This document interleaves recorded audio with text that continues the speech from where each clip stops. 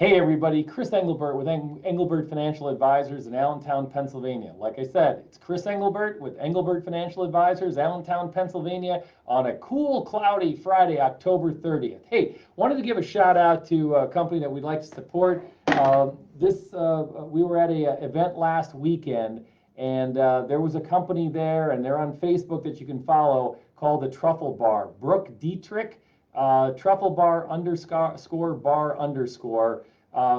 Get out there and support this locally owned business. Brooke would greatly appreciate it. We had some truffles last week at this event. They were amazing. So make sure you get a hold of the Truffle Bar.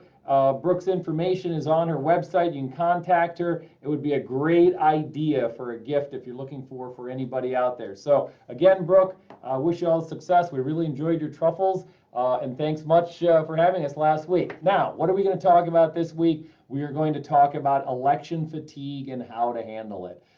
Many of you are starting to get to the point where, if you're like me, you're literally yelling at the TV every time a advertisement comes on for one candidate for another.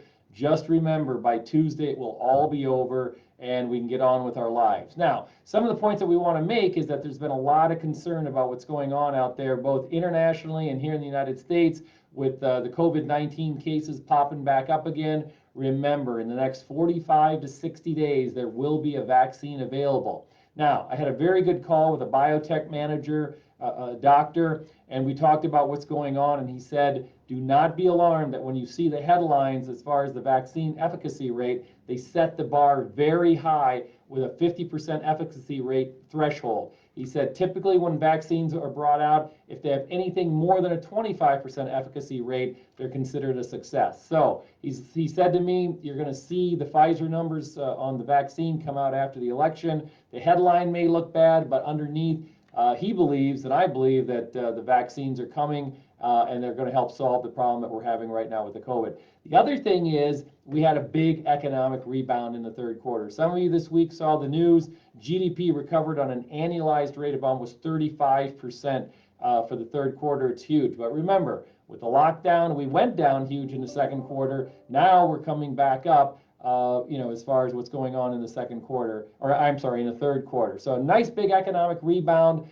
There is $15.5 trillion sitting in cash on the sidelines, and that, we believe, after the election is going to come back into the housing market and into the into the stock market. There's so much money sitting on the sidelines. We've never seen this amount of money, and it's got to find a home somewhere because it's sitting in 0% passbook savings accounts, checking accounts, and money market funds.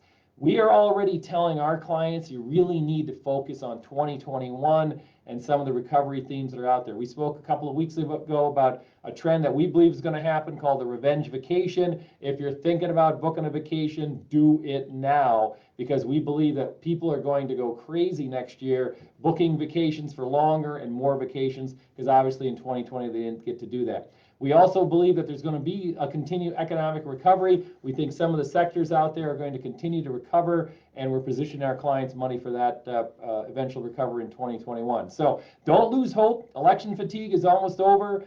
Come Tuesday, obviously, the advertisements will stop, and we'll get on with our lives. So hope you have a great weekend on Friday, October 30th, and we'll see you next week.